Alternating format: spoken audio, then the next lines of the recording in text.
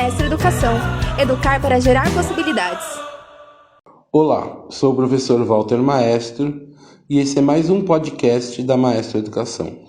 Hoje iremos falar sobre os comunicados que o secretário de Educação de São Paulo abordou ontem em sua live, no dia 26 de março. Separei aqui 9 tópicos abordados por ele e irei apontar o que o governo do estado de São Paulo deve fazer nos próximos dias, o que as escolas precisam pensar e fazer nas próximas semanas e algumas sugestões da Maestro Educação que podem ser realizadas nesse período de suspensão das aulas. O primeiro tópico que nós vamos destacar é sobre o retorno das aulas. As aulas não retornarão no dia 30/4. As escolas públicas e particulares continuarão fechadas sem previsão de retorno. A perspectiva é de 3 meses. Pois bem, o que nós temos que aguardar? Um decreto do governo do estado de São Paulo para normatizar isso que foi falado. Qual é a sugestão que a gente dá para as escolas? Acompanhar todas as informações, abrir um canal direto entre gestor e escola, onde diariamente vai ser atualizado e refletido sobre as informações que vão chegando.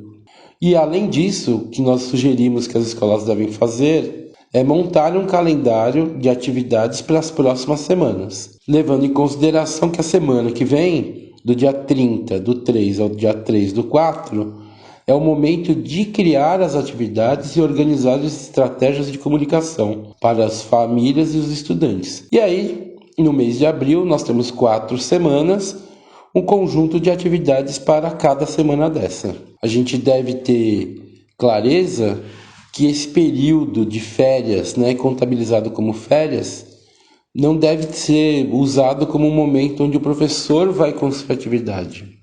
Muitas atividades estão sendo disponibilizadas na internet, inclusive nós montamos um portal justamente para sugerir e disponibilizar umas atividades, onde os professores podem sistematizá-las, ampliá-las para colocar no seu rol de ações para cada semana. Bom, a segunda fala do nosso secretário foi que as escolas particulares que insistirem em manter as atividades serão multadas e que sairá uma resolução sobre isso. Então, o que a gente espera do governo? A publicação dessa resolução. O que temos que fazer? É ficar atento às publicações. E aí a nossa sugestão parte da seguinte premissa: não é hora da gente publicar em nossas redes sociais particulares as nossas opiniões a favor ou contra as decisões do governo estadual, do governo federal. Essa briga não é nossa. A gente sabe que o momento é de uma crise na área da saúde, que está gerando uma crise política e, consequentemente, teremos uma crise econômica. Nós não podemos em nenhum momento deixar de seguir as orientações da Organização Mundial de Saúde, do Ministério da Saúde e da Educação, que precisa se pronunciar, e as orientações que cada governo estadual vai emitir. O estado de São Paulo está produzindo ações e está emitindo comunicados. Temos que ficar em cima disso e acompanhando. A gente não pode esquecer que o nosso foco é a educação e a preservação da vida dos nossos estudantes e de seus familiares. É muito importante que as escolas elaborem um comunicado a toda a sua comunidade educativa para esclarecer o que está acontecendo e tranquilizar as pessoas. Também acreditamos que seria muito importante, que a gente faça um comunicado específico para os professores, tranquilizando, mostrando para eles que o papel deles nesse momento, como sempre foi, mas que nesse momento é imprescindível e que a gente conta com o trabalho de todos para que não haja prejuízo para ninguém, principalmente para aquilo que o estudante deve construir de conhecimento. O terceiro ponto abordado pelo secretário foi o convênio com o Google Classroom, que vai disponibilizar as aulas online para os alunos do estado. As escolas particulares que não tiverem a sua própria plataforma, o secretário de Educação está tentando também disponibilizar isso para as escolas particulares. Então, o que nós precisamos perceber, o que nós temos que acompanhar? do governo é essa informação, é a disponibilização dessa informação sobre esse convênio. Temos que ficar atentos a isso. Com relação às redes municipais, né, de educação e as escolas particulares, também precisamos acompanhar quais são os procedimentos que vocês, enquanto escola particular e rede municipal, devem ter para utilizar esse convênio. E aí a nossa sugestão é que seria muito importante que as escolas conseguissem elaborar um tutorial para esclarecer quais são os procedimentos para a utilização do Google Classroom. O quarto tópico abordado pelo secretário foi com relação aos horários de aula e as aulas à distância. Então, a determinação é que os professores atuem nos seus horários de aula, sem ultrapassar a carga semanal. Diante disso, as escolas precisam montar um cronograma claro, com dias e horários que os professores vão atuar. Quinto ponto, que os alunos que não tiverem acesso à internet vão retornar para as aulas físicas presenciais. Quando retornarem, terão um reforço. Então, o que nós precisamos fazer, né? É importante organizar um portfólio com o que está sendo disponibilizado e solicitado para cada estudante. O que as escolas devem fazer com essas atividades? Numerá-las, datá-las, ter clareza, ter organizado o dia que foi enviado para o estudante, bem como a data que o estudante deveria entregar para o professor. E aí separar as atividades, dessas atividades enviadas, quais são as essenciais, quais são as atividades de extrema importância que porventura o estudante que não tem internet não conseguiu realizar, para que quando ocorrer o retorno às aulas, eles possam realizá-las. Uma outra orientação que a gente dá é que não deve ser emitido nenhuma menção com nota para nenhuma atividade. Agora, nós estamos fazendo as seguintes sugestões.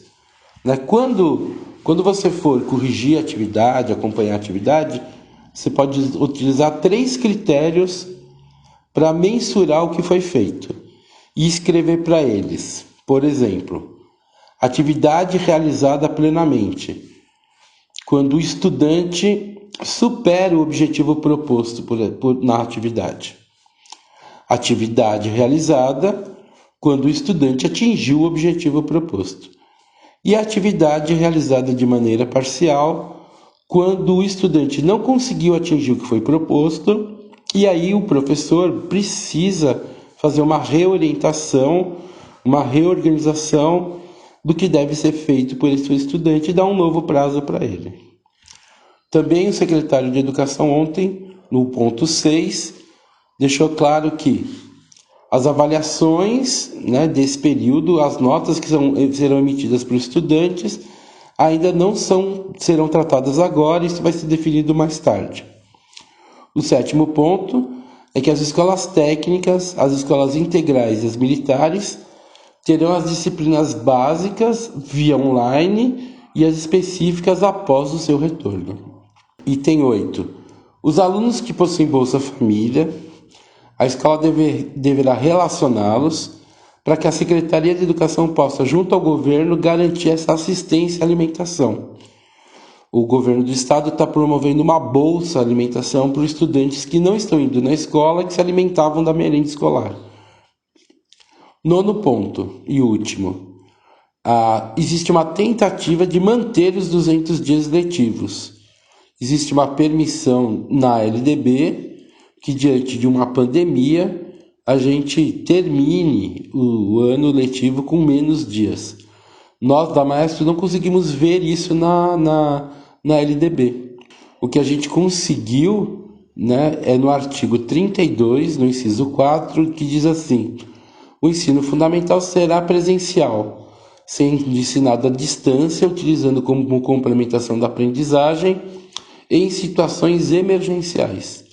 Ou seja, muito provavelmente, tanto o governo do estado de São Paulo quanto o MEC né, via governo federal, vão definir o que vai ser feito com relação aos 200 dias letivos e como isso vai acontecer.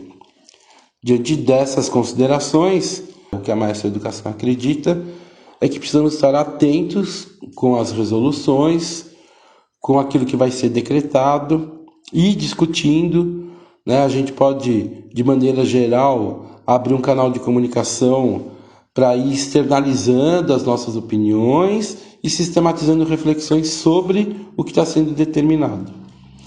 A gente acredita que agora não é hora de conflitos desnecessários e que toda sugestão e toda reflexão sobre o que está sendo proposto deve ser tomada uma decisão coletiva para garantir o sucesso tanto do educando quanto do educador.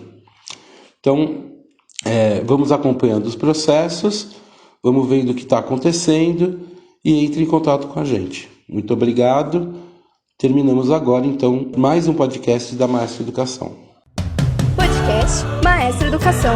Educar para gerar possibilidades.